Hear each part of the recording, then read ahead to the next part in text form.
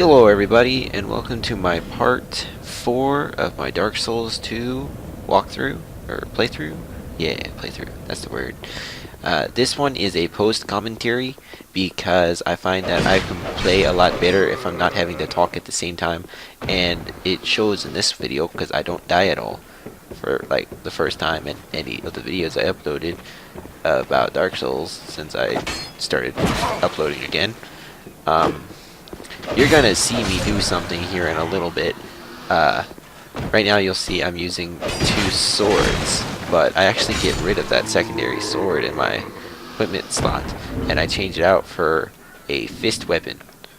I forget the name of the fist weapon, but I've actually gotten quite fond of using that little combo with a sword in one hand and a fist weapon in the other, because that fist weapon attacks really fast. It's glorious. It attacks really fast, and it's great for breaking the enemy's poise.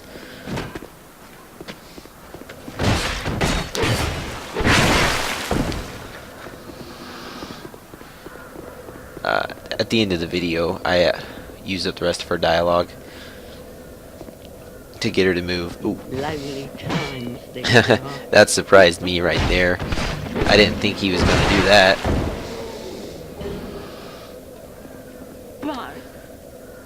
Here I am. I buy the catechus, I think is what that says. It's really small for me. Here I equip it. I buy 2 of them because I like to dual wield them. They're pretty fun to dual wield. But right now I don't have the stats to be able to dual wield them in the dual wielding mode. But here you'll see why I like to use it. It's nice and quick. If you climb up that ladder up to where the guy who throws bombs down at you is, you can actually fight the pursuer boss right there if you want to try that. You gotta be halfway up the ladder to do so. I get myself into a little bit of a hairy situation here, but it's not too bad because, well, I didn't. Spoilers, I don't die at all in this video. Ew. I get some distance, like I really should. Take a swiggle, take a sippy, as I like to say. And there they go.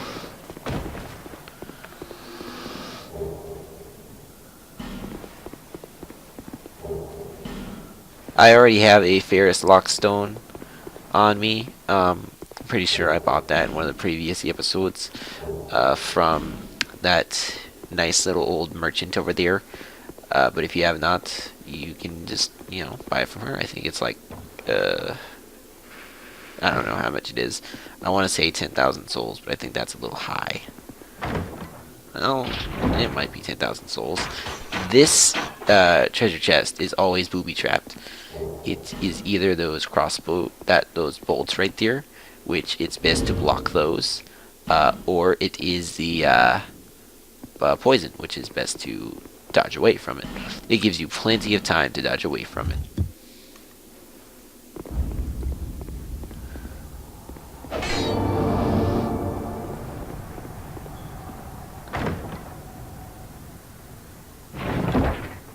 This is the Chloranthy ring. It boosts your stamina regen, and I really like using this ring. The blue seal increases your maximum health.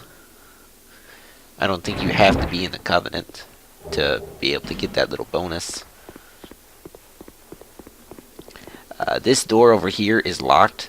Yeah, I don't even try to open it. But if you just hit the door like that, you'll get the guy's attention inside, and then they'll just come and open the door for you. See, I'm using my throwing knives to the best of my advantage.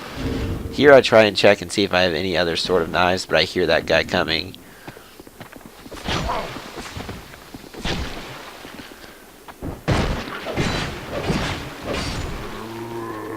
I believe I took this fire sword up to +2. So that way I'd be able to do a bit better damage. Here I tried to see if I can dual wield those weapons in a dual wielding stance, but I wasn't able to. I usually like to open up a chest with my shield equipped just in case it's booby trapped and that there are crossbows. Mimics are still in this game though, so you got to be careful of the mimics. I see. I've fallen for the mimics pretty much every single time that there is one, because they're spaced out just enough that you forget about them and you stop worrying about them, and then just boom, they hit you with another mimic. There, I was demonstrating that you can use those. There are, I think, 2 of them in the Pursuer boss fight. But here, let's listen to Pate. Hello there. Traveling all alone in these treacherous times. Well, I hope you have a very good reason. Oh, hogwash. Who am I to judge? My name is Pate. I journey hither and thither on a sort of treasure hunt, you might call it. Be careful out there. There's talk of unsavory bandits who prey upon travelers like yourself. Oh yes, you be cautious if you go any farther. There's treasure in there for certain, but the entrance locks from behind. I saw the same design earlier, and it's the same contraption, I'm sure. I was with this warrior, you see, and he insisted that he go inside first. The rather brusque fellow tried to swipe the loot for himself, but it trapped him inside. I still have the gent's ring. I do hope he wasn't harmed. I'll leave this one to you. I'm worried about what might be inside.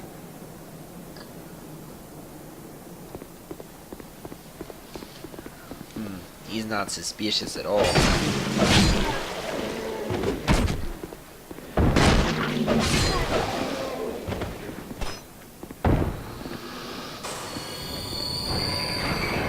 And there the gate closes behind you just like he says.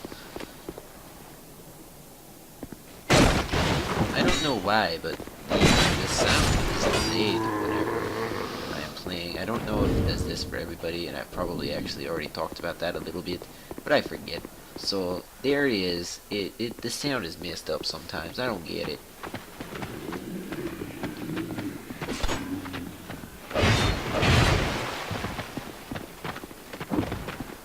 As you can see, there are a lot of them there. Just back up, get them separated, and they should be a piece of cake. You just gotta assess the situation and get some distance. It's really good if you go into this area with throwing knives, which I do not have any. I buy some after I open up the shortcut back to the bonfire, but right now I do not have any. And here there's an archer and another spear guy. I lured the spear guy out of range of the archer, so that way I only have to deal with one of them. There I am with my fist weapon in one hand. It doesn't break his guard very well, and you would think he would have been open there, but he wasn't. I don't hit him. He doesn't hit me, but it's probably best to run up those stairs with a shield drawn or something, or just be really, really good about your dodges. But he didn't hit me, so it's okay that I wasn't all that careful.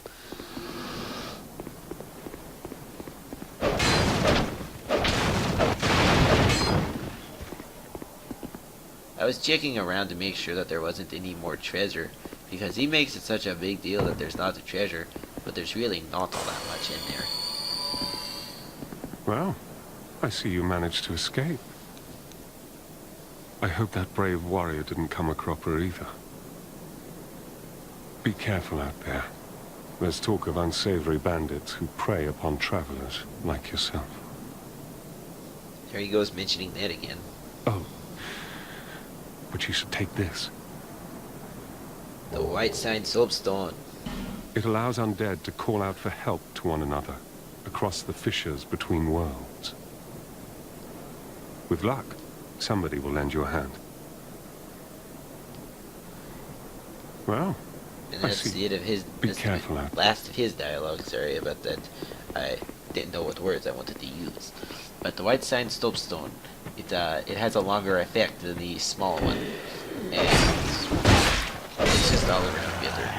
I see people use the smaller one, like right before boss fogs, and I guess I was able to kill a boss after somebody summoned me one time with the smaller soapstone.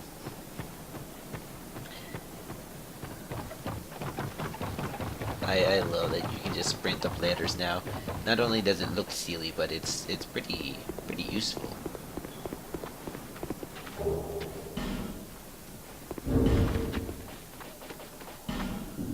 I was checking to see if I had any bolts or if I had any number of arrows, but I don't even think I have a bow right now. I missed this jump right here, but don't worry, I go back and get it. If you aggro these guys, just jump down. They will follow you. They will not throw any more firebombs. If that is not incorrect, then I am sorry, but it has never happened to me. They always jump down right after me.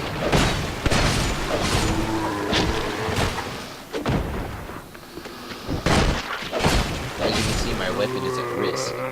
This is a good reason to always carry some of this repair powder on you.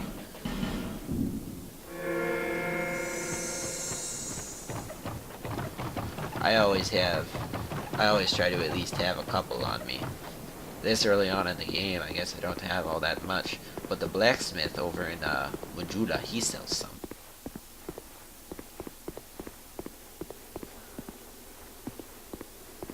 Here we go, I made the jump. And you'll see I equip my shield again, just in case it's booby trapped.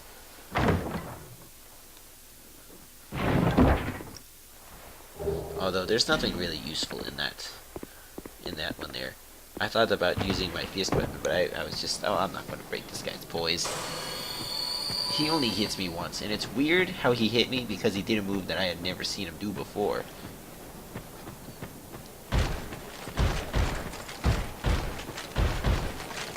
He kicked me. I didn't know he could kick me. Always just get in a couple and then roll away. Don't exert your stamina. Don't try to block his attacks even if it does not work out. Dodge his attacks. So as long as you are not doing death roll, you should be able to dodge his attacks no problem.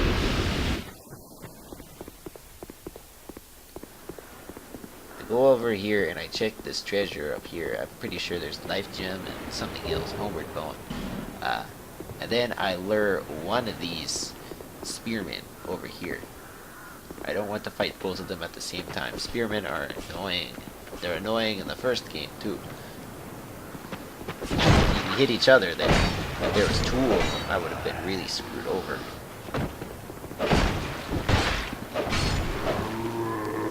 First thing, I open up the shortcut, so that way I will not have to deal with any problems.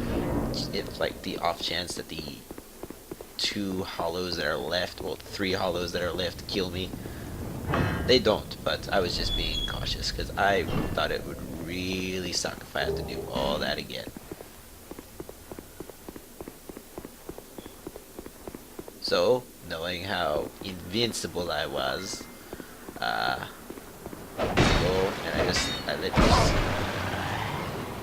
pick up treasure. I like that word, treasure. As you can see, I'm not as cautious with my life gems anymore. Because after you get, I always forget her name. I know it starts with an M. I want to say Mildred, but I don't think that's right. Melinda. Melusha. No, I can't remember. I almost said Melusha. This is not Kingdom Hearts. There is no Melusha. When fighting these guys, lure them back down here. You do not want to fight them both up there. But you do want to get the treasure that is up there. It is worth it. It is a good weapon. The halberd.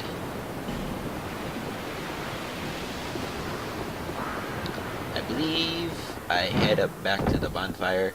That or I try and get the crystal lizard, which I fail at getting it. Yeah.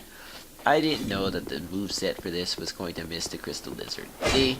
You would think that that would get it, but no. Its arch is just not right for getting it. I was a little disappointed, I'll say.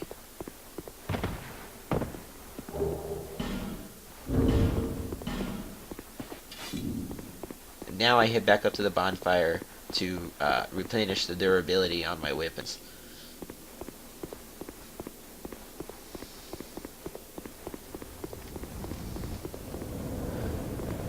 I feel that there is no problem going back to the bonfire since I've got the shortcut opened, and well, there's no enemies for me to fight in between here and the boss, except for the one that's down beneath the elevator. I return to human, so that I will be able to summon Malmannered Pate. You know, because Pate is just so trustworthy. But some... I don't remember what the... Oh, right, I buy a lot of throwing knives. Take these, if you want them. If you buy enough stuff from her, she'll give you that ring. Really helpful. Lonely time.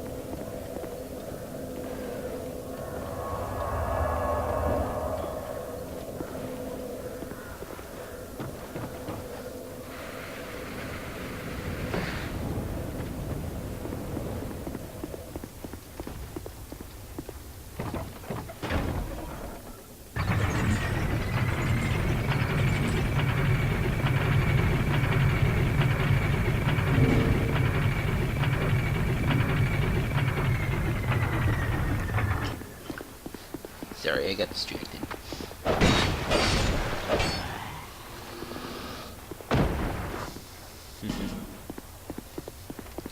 As you can see, there's another player there, but I'm just summoning Pate. We don't need anyone else.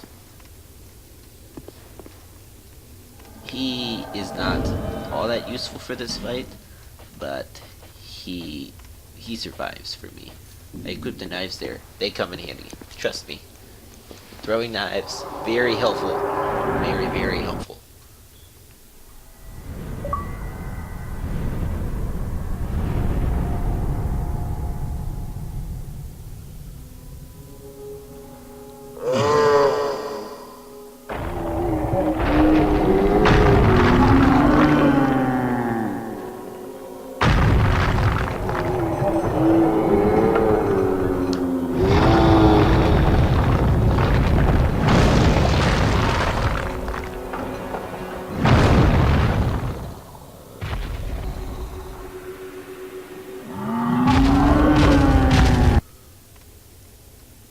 Well, he doesn't seem too happy to be awake now.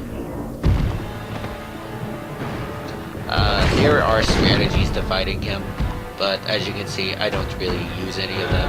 All I do is beat the crap out of his nose and dodge away whenever he's about to stop. Except I don't dodge away there. I gotta keep my head. I guess my only strategy really is that whenever I feel the area is too hot to get close to him, I just throw knives at him. Which you'll see by doing this.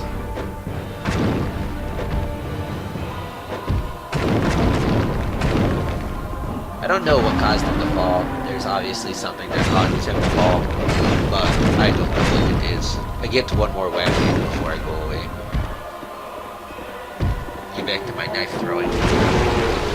When he gets down to 50% health, he tears his arm off, giving him more reach. I don't know if it increases the damage does, it probably does, but that doesn't really matter because if he hits me with one stomp, you can see he gets pretty close to healing me.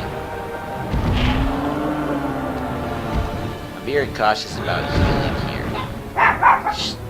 Oh, hang on 1 second.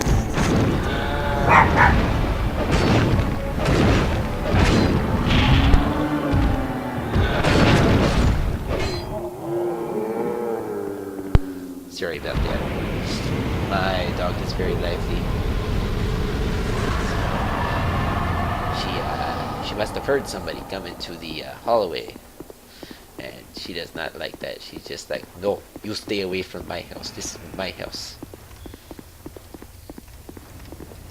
Don't worry, I didn't yell at her or anything. I'm hitting her right now. All I really did was say her name and just go like shh shh shh. And she came over here and was just like, hey, you should totally pet me. And that is what I am doing. As you can see, that boss fight is not very difficult at all.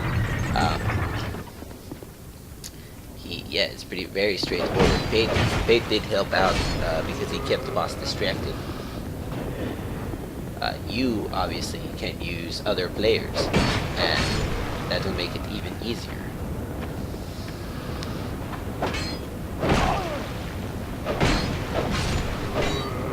Here I go and I use the key here, the soldier key, I guess is what it's called, to get the ring of restoration.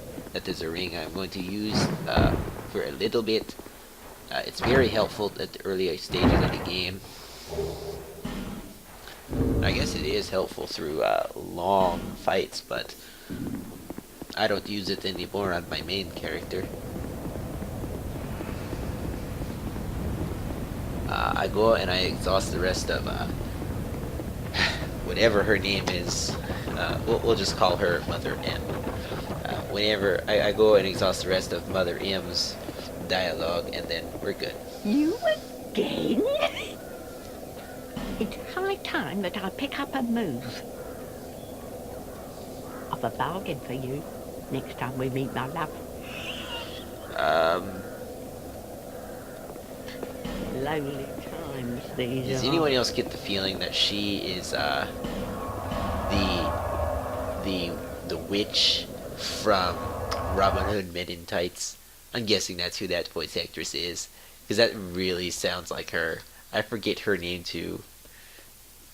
Oh, she's an interesting one. She is. But as you can see, she has moved over here to Majula, right here. Oh, you again? Go on. Darn, just hit the Is that microphone in her cheap face. for you? You're very excitable today.